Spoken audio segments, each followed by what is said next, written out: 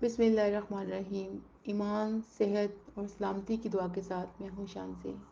ہمارا موٹو ہے کہ زندگی عشق ہے، عشق کریں خدا سے، خدا کے بندوں سے۔ کسی کے چہرے پہ ایک مسکراہٹ سجا دیں، کسی کا دکھ درد بانٹ لیں، کسی کی مدد کر دیں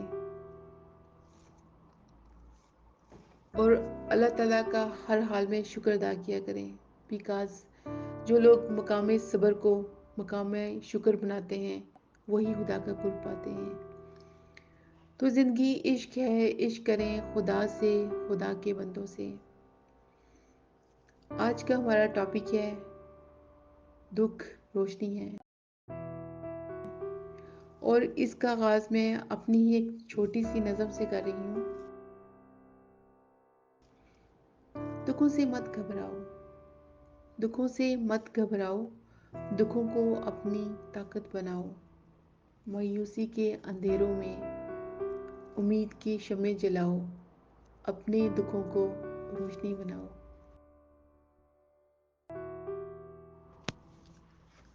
آج کے ہر انسان کو ایسا لگتا ہے کہ اس کا دکھ بڑا ہے، لیکن حقیقت میں دکھ چھوٹا یا بڑا نہیں ہوتا، دکھ دکھ ہوتا ہے۔ یہ سہنے والے پر میسر ہے کہ اس کی طاقت کتنی ہے، اس کی ہمت کتنی ہے۔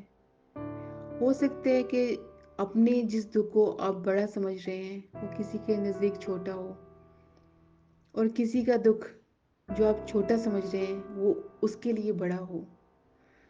تو اس لیے دکھ دکھ ہوتا ہے، دکھ چھوٹا یا بڑا نہیں ہوتا۔ دکھ کیا ہے؟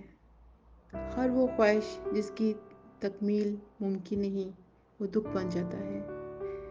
ہم نے اپنی خواہشات کو اس قدر بڑھا رکھا ہے، جب خواہشات پوری نہیں ہوتی تو ہم دکھ میں چلے جاتے ہیں۔ دکھ دو طرح سے ہماری زندگی میں آتے ہیں۔ ایک دکھ خدا کا فضل ہوتے ہیں، وہ دکھ دے کر اپنے قریب کر لیتا ہے۔ جن دکھوں میں خدا کی یاد رہے، جو دکھ خدا کے قریب کر دیں، وہ دکھ اس کا انعام ہوتے ہیں، اس کا فضل ہوتے ہیں۔ لیکن ایسے بہت سارے دکھ ہیں جو ہمارے اپنے اعمال کی وجہ سے ہمیں جھیلنے پڑتے ہیں۔ اگر آپ جوئے میں پیسے لگاتے ہیں اور ہار جاتے ہیں تو اللہ نے تو نہیں کہا کہ آپ لالچ کریں، اس نے تو صاف کہا ہے کہ جوا بری چیز ہے۔ تو یہاں پر ہر انسان دکھی ہے۔ ایسے بہت سے دکھ ہیں جو ہمارے خود کریٹ کی ہوتے ہیں، لیکن وہ بھی ہم اللہ کے کھاتے میں، قسمت کے کھاتے میں ڈال رہے ہوتے ہیں کہ اللہ دی اہی مرضی سے۔ ہمارے دکھی رہنے کی ایک وجہ یہ بھی ہے کہ ہم دکھی رہنا چاہتے ہیں۔ دکھ اتنا اذیت نہیں دیتے، دکھوں کا خوف ہمیں پریشان کرتا ہے۔ اب کیا ہوگا؟ خون کی کریں گے، بجائے مشکلات کا حل تلاش کرنے کے، ان کا مقابلہ کرنے کے، ہم ان ٹینشنوں کو، ان دکھوں کو اپنے اوپر طاری کر لیتے ہیں۔ دکھ خونخوار شیر کی طرح ہوتے ہیں کہ جب ہم ان کا مقابلہ نہیں کرتے، انہیں خود پر طاری کر لیتے ہیں، تو پھر وہ جب ہم خود کو دکھوں کے حوالے کر دیتے ہیں تو پھر وہ شیر کی طرح ہمیں کھا جاتے ہیں۔ پھر نتیجہ کیا نکلتا ہے؟ Stress, high blood pressure, sugar, اور ہم چڑچڑے پن کا شکار ہو جاتے ہیں۔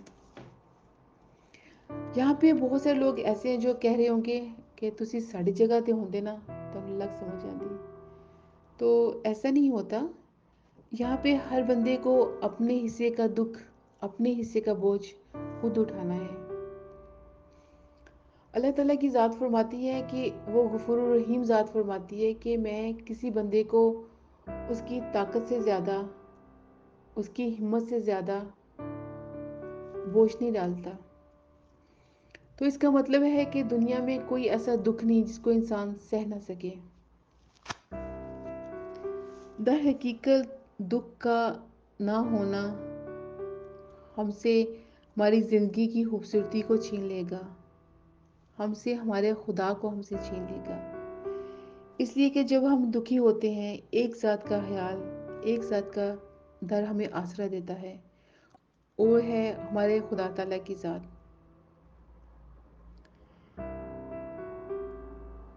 خدا دکھ خدا کے قریب کر دیتے ہیں، بلکہ یوں کہنا زیادہ مناسب ہوگا کہ خدا دکھ دے کر اپنے قریب کر لیتا ہے۔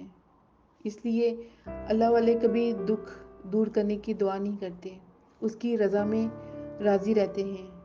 اس لیے وہ جانتے ہیں کہ دکھ میں وہ پاس رہے گا۔ دکھوں پر صبر کرنے والے، اس کی رضا سمجھ کر قبول کرنے والے دکھوں سے تو گزرتے ہیں، تکلیف سے تو گزرتے ہیں، لیکن اذیت سے نہیں گزرتے، ٹینشن سے نہیں گزرتے۔ پھر وہ صبر کرنے والوں کے ساتھ ہو جاتا ہے، اور جس کو خدا کا قرب مل جائے، خدا کا ساتھ مل جائے، اسے اور کیا چاہیے۔ لیکن ہم صرف اور صرف خدا سے خوشیوں کی امیدیں لگائے بیٹھتے ہیں، صرف خوشیاں مانگتے ہیں، اور جب دکھ آ جائے تو بجائے اس کی رضا پر راضی رہنے کے، دکھوں پر صبر کرنے کے، ہم شکایت اور گلے لے کر نہ صرف خدا کے حضور پیش ہوتے ہیں، بلکہ لوگوں کو بھی سنا رہے ہوتے ہیں۔ یہاں پہ بادشاہ محمود غزنوی کے نوکر ایاز کا ایک بہت خوبصورت واقعہ کوٹ کروں گی کہ ایاز محمود غزنوی کے بہت چہیتے ملازم تھے۔ ایک دن بادشاہ محمود غزنوی نے ایاز کو خربوزے کی ایک کاش کاٹ کے دی، جو ایاز نے بڑے مزے لے لے کے کھائی۔ جب بادشاہ محمود نے اسی خربوزے کی دوسری کاش خود کھائی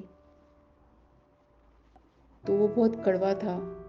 انہوں نے فوراً تھوک دیا اور ایاز سے مخاطب ہوئے، ایاز، خربوزہ تو بہت کڑوا تھا، تم نے بتایا نہیں اور بڑے مزے لے کے کھا رہے ہو۔ تو اس پر ایاز نے بہت خوبصورت بات کہی کہ بادشاہ سلامت، میں روز آپ کے ہاتھ سے میٹھے میٹھے پھل کھاتا ہوں، اور اگر آج کڑوا پھل کھانے کو مل گیا ہے تو میں بیزاری کا اظہار کیوں کرتا، ناشکری کیوں کرتا۔ تو خدا کی ایسی بہت ساری نعمتیں ہیں جو ہم مزے لے لے کے کھا رہے ہوتے ہیں، ایسی بہت ساری خوشیاں ہیں جو ہم انجوائے کر رہے ہوتے ہیں، لیکن جب دکھ آ جائے تو ہم پریشان ہو جاتے ہیں، ٹینشن میں چلے جاتے ہیں، گلے شکوے کرنے لگ جاتے ہیں۔ کیوں؟ جس طرح خوشیوں کو قبول کرتے ہیں اسی طرح دکھوں کو بھی قبول کیا کریں۔ دکھ بھی تو زندگی ہے۔ اگر خوشیاں زندگی ہیں تو دکھ بھی زندگی ہے، بلکہ دکھ زیادہ زندگی ہے۔ اگر ہم خدا کے فیصلوں پہ راضی رہیں، اس کی رضا سمجھ کے اس کے قبول کریں، تو ہمیں دکھ کی اذیت کم لگے گی۔ لیکن جب ہم دکھوں کو اس کی رضا سمجھ کر قبول کرتے ہیں تو پھر وہ دکھ روشنی بن کر ہمیں خدا کی دہلیز پہ لے جاتے ہیں، خدا کے قرب کا باعث بنتے ہیں۔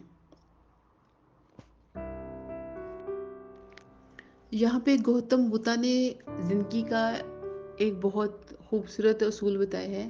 وہ کہتا ہے کہ اگر خوشیاں آپ کے پاس آ جائیں تو اس کے ٹھہرنے کی آرزو نہ کرو، اور اگر آپ کے پاس دکھ آ جائیں اس کے جانے کی خواہش نہیں کرو، بلکہ دکھوں کی آنکھوں میں آنکھیں ڈالو۔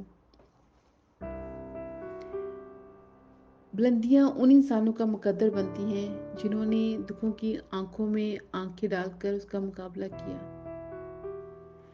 حقیقت یہ ہے کہ دکھ روشنی ہے۔ کبھی یہ دکھ روشنی بن کر خدا کی دہلیز پہ لے جاتے ہیں تو کبھی یہ بلندیوں کا باعث بنتے ہیں۔ یہ ہم پر میسر ہے کہ ہم ان دکھوں کو روشنی بناتے ہیں یا مایوسی کے اندھیروں میں کھو جاتے ہیں۔ جن لوگوں نے خدا کی رضا سمجھ کر قبول کیا، آج دنیا میں انہی کا نام زندہ ہے۔ جن لوگوں کے گرد خوشیاں ہر پل رقص کرتی ہیں ان کا نام و نشان نہیں رہتا۔ دنیا کی آسائشوں میں کھوئے لوگ مر جاتے ہیں، لیکن دکھوں کا مقابلہ کر کے بلندیوں کو چھونے والے لوگ ہمیشہ زندہ رہتے ہیں۔ در حقیقت بلندیوں کی داستانوں نے دکھوں ہی سے جنم لیا، تو اپنے دکھوں کو طاقت بنائیں، اپنے دکھوں کو روشنی بنائیں۔ یہاں پر ہم ایک اور کام کرتے ہیں کہ نہ صرف خود دکھی ہوتے ہیں، خود تو ہم دکھی ہوتے ہیں، لیکن دوسرے کو بھی دکھ دے رہے ہوتے ہیں۔ اگر کوئی آفیسر ٹینشن میں ہے تو خود تو ٹینشن میں ہے، لیکن بات پہ بات اپنے ماتحتوں کو ذلیل کر رہا ہوگا، اپنی فرسٹریشنز ان پہ نکال رہا ہوگا۔ جب ہم ٹینشن میں ہوتے ہیں تو پھر بات بے بات ہم دوسروں سے الجھ رہے ہوتے ہیں، تو ایسا مت کیا کریں۔ اپنی ٹینشنوں کو، اپنے دکھوں کو اپنے تک رکھا کریں، اس میں دوسروں کو شامل مت کیا کریں۔ دوسرے لوگوں کے لیے آسانیاں پیدا کریں، اگر ہو سکے تو کسی کا دکھ کم کر دیں، کسی کی مدد کر دیں، کسی کا دکھ بانٹ لیں۔ اگر ہم اپنے دکھ بھول کر دوسروں کے دکھوں کو کم کرنے کی کوشش کریں گے، کم کریں گے، اپنی ذات سے نکل کر دوسروں کے بارے میں سوچنے والے خدا کا قرب پاتے ہیں۔ دوسروں کے دلوں کو سکون دینے والے ہی سکون پاتے ہیں۔ تو یہاں پر فیض احمد فیض کی ایک بہت خوبصورت نظم کے چند اشعار میں سنانا چاہوں گی کہ کیوں میرا دل شاد نہیں ہے، کیوں میرا دل شاد نہیں ہے، کیوں خاموش رہا کرتا ہوں، چھوڑو میری رام کہانی، میں جیسا بھی ہوں اچھا ہوں۔ میرا دل غمگین ہے تو کیا، میرا دل غمگین ہے تو کیا، غمگین ہے دنیا ساری، یہ دکھ تیرا ہے نہ میرا، ہم سب کی جاگیر ہے پیاری۔ کیوں نہ جہاں کا غم اپنا لیں، بعد میں تدبیریں سوچیں، بعد میں سکھ کے سپنے دیکھیں، سپنوں کی تعبیریں سوچیں۔ تو اپنے دکھوں کو بھول کر دکھی دلوں کو گلے لگائیں، دوسروں کے دکھ درد بانٹیں، دوسروں کے لیے آسانیاں پیدا کریں، بیکاز دوسروں کو سکون فراہم کرنے والے ہی دل سکون پاتے ہیں۔ اگر ہم اپنے دکھوں کو چھوٹا سمجھیں اور دوسروں کے دکھوں کو بڑا سمجھیں تو ہمارے دکھ کی تکلیف کم ہو سکتی ہے۔ جب اپنے درد کو، دوسروں کے درد کو آپ محسوس کریں گے تو آپ کو اپنا درد کم لگے گا۔ تو زندگی عشق ہے، عشق کریں خدا سے، خدا کے بندوں سے۔ اسٹے ود اس رہی شازی کے